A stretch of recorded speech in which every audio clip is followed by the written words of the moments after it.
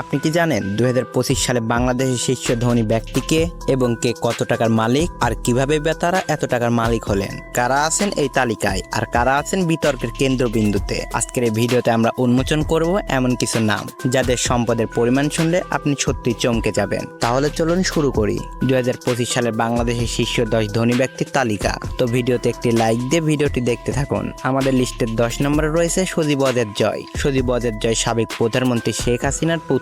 তিনি একদিকে যেমন রাজনীতিতে প্রভাবশালী পরিবারের উত্তরসূরি, অন্যদিকে তেমন নিজস্ব পরিচয় গড়ে তুলেছেন একজন প্রযুক্তি নির্ভর উদ্যোক্তা ও কৌশলগত উপদেষ্টা হিসেবে। সজীব ওয়াজেদ জয়ের পড়াশোনার কথা বললে সজীব ওয়াজেদ জয় যুক্তরাষ্ট্রের টেক্সাস বিশ্ববিদ্যালয় থেকে কম্পিউটার ইঞ্জিনিয়ারিং এ স্নাতক এবং হার্ভার্ড বিশ্ববিদ্যালয় থেকে পাবলিক অ্যাডমিনিস্ট্রেশনে মাস্টার্স সম্পন্ন করেন। তাছাড়া তার পেশাগত জীবন শুরু হয় আন্তর্জাতিক প্রযুক্তি কোম্পানিগুলোর সঙ্গে যুক্ত থেকে। আর সজীব ওয়াজেদ জয় যখন আইসিটি উপদেষ্টা ছিলেন তখন তিনি তার নেতৃত্বে ডিজিটাল বাংলাদেশ ধারণাটি বাস্তবায়নের দিকে এগিয়ে নিয়ে যায়, যার ফলে আজকের প্রযুক্তি নির্ভর প্রশাসন, ই গভর্নর ও ডিজিটাল সেবা আমরা পেয়েছি। আর বর্তমানে সজীব ওয়াজেদ জয় যুক্তরাষ্ট্রে বসবাস করছেন। যাই হোক, বর্তমানে সজীব ওয়াজেদ জয়ের মোট সম্পদের পরিমাণ প্রায় 500 কোটি টাকার মতো।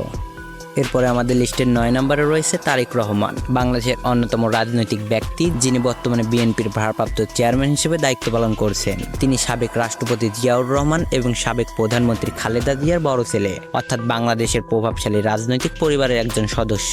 রাজনৈতিক পরিচয়ের বাইরে তারেক রহমানের নাম বিভিন্ন সময় এসেছে ব্যাপক বিতর্ক এবং আর্থিক আলোচনার কেন্দ্রবিন্দুতে। 2007 সালে আওয়ামী লীগ সরকারের সময় তাকে দুর্নীতির অভিযোগে গ্রেপ্তার করা হয় এবং পরবর্তীতে তিনি যুক্তরাজ্যের রাজনৈতিক আশ্রয় গ্রহণ করেন। এরপর থেকেই তিনি দেশের বাইরে থেকে দলীয় রাজনীতি এবং সাংগঠনিক কার্যক্রম পরিচালনা করে যাচ্ছেন। তবে তার সম্পদের পরিমাণ ও উৎস নিয়ে বিতর্ক এখনো বিদ্যমান। সরকার পক্ষ তার বিরুদ্ধে মানি লন্ডারিং ও দুর্নীতির অভিযোগ এনেছে, কিন্তু বিএনপি ও তার সমর্থকরা এইসব অভিযোগকে রাজনৈতিক উদ্দেশ্যে প্রণীত বলে দাবি করে আসছে। তো যাই হোক, বর্তমানে তারেক রহমানের মোট সম্পদের পরিমাণ প্রায় 800 কোটি টাকার মতো। তারপর আমাদের লিস্টের 8 নম্বরে রয়েছে মুসা বিন শমশের। মুসা বিন শমশের এক রহস্যময় চরিত্র, যিনি বাংলাদেশের ইতিহাসে অন্যতম বিতর্কিত ধনকুপ হিসেবে পরিচিত। তিনি নিজেকে একজন আন্তর্জাতিক অস্ত্র ব্যবসায়ী ও বিলিয়নিয়ার হিসেবে দাবি করলেও তার সম্পদের উৎস ও বৈধতা নিয়ে দীর্ঘদিন ধরেই রয়েছে তীব্র বিতর্ক।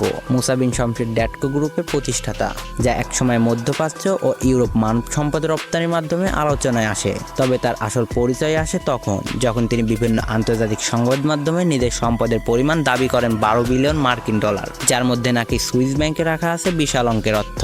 তিনি বলেন 1970 সাল থেকে 1980 সাল পর্যন্ত তিনি আন্তর্জাতিক অস্ত্র ব্যবসার সঙ্গে জড়িত ছিলেন এবং বিশ্বের বড় বড় নেতাদের সঙ্গে তার ব্যক্তিগত সম্পর্ক ছিল। তবে এসব দাবির কোনো সুনির্দিষ্ট প্রমাণ এখনো সরকারি ও আন্তর্জাতিকভাবে স্বীকৃতি হয়নি। তাছাড়া তার বিলাসবহুল জীবনযাপন, রাজকীয় পোশাক পরিচ্ছদ, রাজকীয় বাড়ি, বিদেশি গাড়ি ও নিরাপত্তা বৈশিষ্ট্য চলাফেরা তাকে একটি মিডিয়া আইকনে পরিণত করেছে। আজও কেউ কেউ তাকে বলেন প্রিন্স মুসা, কেউ আবার বলেন মিথের পুরুষ। কিন্তু বাস্তবতা হলো তার সম্পদের প্রকৃত উৎস ও পরিমাণ সত্য কিনা তা আজও অজানা। তো যাই হোক, বর্তমানে মুসা বিন শমশেরের মোট সম্পদের পরিমাণ 12 বিলিয়ন ইউএস ডলার, যা বাংলাদেশি টাকায় প্রায় 13,800 কোটি টাকার মতো, যা তিনি নিজেই দাবি করেছেন, যদিও এর সত্যতা আজও অজানা। তারপর আমাদের লিস্টের 7 নম্বরে রয়েছে সৈয়দ আবুল হোসেন। সৈয়দ আবুল হোসেন বাংলাদেশের রাজনীতি ও ব্যবসা জগতে সফল একজন ব্যক্তি। তিনি এসএসসিও ইন্টারন্যাশনাল লিমিটেডের প্রতিষ্ঠাতা ও চেয়ারম্যান, যার মূল ব্যবসা নির্মাণ, অবকাঠামো উন্নয়ন ও রিয়েল এস্টেট খাতে বিস্তৃত। সৈয়দ আবুল হোসেনের রাজনৈতিক ক্যারিয়ারও উল্লেখযোগ্য। তিনি সাবেক যোগাযোগ মন্ত্রী হিসেবে দায়িত্ব পালন করেছেন, যেখানে দেশের যোগাযোগ অবকাঠামো আধুনিকায়নের গুরুত্বপূর্ণ ভূমিকা রেখেছে। তার এই রাজনৈতিক অভিজ্ঞতা ব্যবসায়িক ক্ষেত্রেও সহায়ক হয়েছে, বিশেষ করে অবকাঠামো খাতে। এসএসসিও ইন্টারন্যাশনাল লিমিটেড দেশের বিভিন্ন উচ্চমাত্রার অবকাঠামো প্রকল্পে অংশগ্রহণ করে আসছে, যেমন রাস্তা, শিল্প ভবন এবং সেতু নির্মাণ। সৈয়দ আবুল হোসেন ব্যবসায়িক দক্ষতা ও রাজনৈতিক অভিজ্ঞতার মেলবন্ধন ঘটিয়ে বাংলাদেশের অবকাঠামো উন্নয়নের ক্ষেত্রে একটি গুরুত্বপূর্ণ নাম হয়ে উঠেছে। যাই হোক, বর্তমানে সৈয়দ আবুল হোসেনের মোট সম্পদের পরিমাণ প্রায় 375 মিলিয়ন ইউএস ডলার, যা বাংলাদেশি টাকায় 4,300 কোটি টাকার মতো।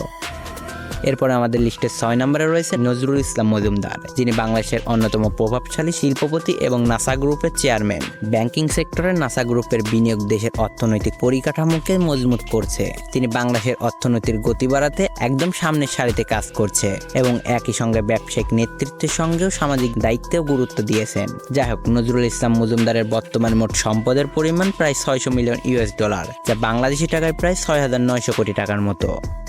এরপর আমাদের লিস্টের 5 নম্বরে রয়েছে কুতুবউদ্দিন আহমেদ। কুতুবউদ্দিন আহমেদ বাংলাদেশের অন্যতম প্রভাবশালী পোশাক ও বিনিয়োগ ব্যবসায়ী, যিনি এনভয় গ্রুপের প্রতিষ্ঠাতা এবং প্রধান। তার নেতৃত্বে এনভয় গ্রুপ আজ দেশের পোশাক শিল্পের অন্যতম শক্তিশালী প্রতিষ্ঠান হিসেবে দাঁড়িয়েছে, যা বাংলাদেশের রপ্তানি আয়ের গুরুত্বপূর্ণ অংশ নিয়ে থাকে।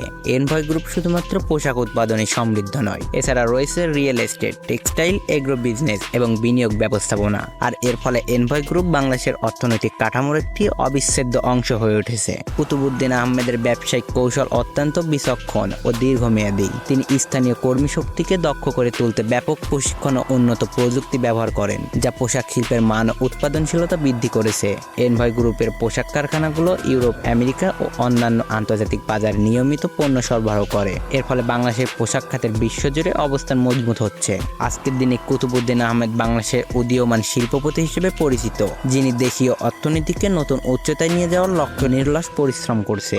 যাই হোক, বর্তমানে কুতুবউদ্দিন আহমেদের মোট সম্পদের পরিমাণ প্রায় 750 মিলিয়ন $, যা বাংলাদেশি টাকায় প্রায় 7,475 কোটি টাকার মতো। তারপরে আমাদের লিস্টের 4 নম্বরে রয়েছে আহসান খান চৌধুরী। আহসান খান চৌধুরী একটি নাম যা বাংলাদেশের খাদ্য ও ভোক্তা পণ্যের জগতে এক অনন্য পরিচিতি তৈরি করেছে। তিনি প্রাণ আরএফএল গ্রুপের চেয়ারম্যান ও সিইও, যা বর্তমানে দেশের সবচেয়ে বড় ভোক্তা পণ্য উৎপাদনকারী এবং রপ্তানিকারক গ্রুপগুলোর একটি। তার পিতা মেজর জেনারেল আমজাদ খান চৌধুরীর হাত ধরে প্রতিষ্ঠিত এই গ্রুপটি আহসান খান চৌধুরীর নেতৃত্বে শুধু দেশেই নয়, পৌঁছে গেছে ভারত, মধ্যপ্রাচ্য, ইউরোপ, আমেরিকা ও আফ্রিকার বাজারেও। আর বর্তমানে আরএফএল গ্রুপের পণ্য 140টির বেশি দেশে রপ্তানি হচ্ছে। প্রাণ গ্রুপের অধীনে রয়েছে খাদ্য ও পানীয়, হোম কেয়ার, প্যাকেজিং, কৃষিপণ্য, প্লাস্টিক সামগ্রী, ইলেকট্রনিক্স এবং লাইট ইঞ্জিনিয়ারিং সহ বিস্তৃত ব্যবসা। বর্তমানে 55,000-এর বেশি কর্মসংস্থান সৃষ্টিকারী এই গ্রুপটি দেশের অর্থনীতিতে এক বিশাল অবদান রেখেছে। যাই হোক, বর্তমানে আহসান খান চৌধুরীর মোট সম্পদের পরিমাণ প্রায় 800 মিলিয়ন $, যা বাংলাদেশি টাকায় প্রায় 9,200 কোটি টাকার মতো। তারপর আমাদের লিস্টের 3 নম্বরে রয়েছে সাইম সোবহান আনভীর। সাইম সোবহান আনভীর বাংলাদেশের কর্পোরেট জগতের শক্তিশালী নাম। তিনি বসুন্ধরা গ্রুপের চেয়ারম্যান। মাত্র একটি রিয়েল এস্টেট কোম্পানি দিয়ে যাত্রা শুরু করলেও তার দৃঢ়দৃশ্যতা এবং নেতৃত্বের গুণে বসুন্ধরা গ্রুপ আজ দেশের অন্যতম বৃহৎ ও প্রভাবশালী শিল্পগোষ্ঠীতে রূপান্তরিত হয়েছে। বসুন্ধরা গ্রুপের অন্যতম ব্যবসা হলো রিয়েল এস্টেট, সিমেন্ট, কাগজ শিল্প, ইস্পাত, খাদ্য, পানীয়, জ্বালানি খাত, এমনকি দেশের অন্যতম প্রভাবশালী মিডিয়া হাউস কালের কণ্ঠ, বাংলাদেশ প্রতিদিন, নিউজ 24 এবং রেডিও ক্যাপিটাল। এসব প্রতিষ্ঠান দেশ জুড়ে ব্যাপক জনপ্রিয়তা অর্জন করেছে। যাই হোক, বর্তমানে সাইম সোবহান আনভীরের মোট সম্পদের পরিমাণ $1 বিলিয়ন, যা বাংলাদেশি টাকায় প্রায় 11,500 কোটি টাকার মতো।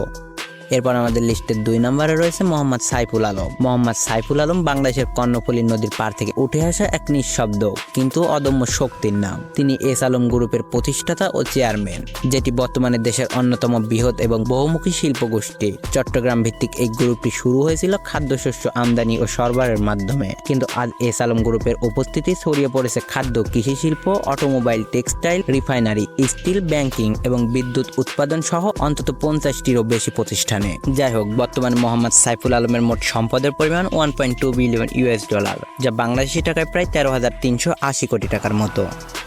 এরপর আমাদের লিস্টের সর্বশেষ 1 নম্বরে রয়েছে মোহাম্মদ আজিজ খান। মোহাম্মদ আজিজ খান একজন রোল মডেল, যিনি বাংলাদেশের ব্যবসা জগতে এক নতুন ইতিহাস তৈরি করেছেন।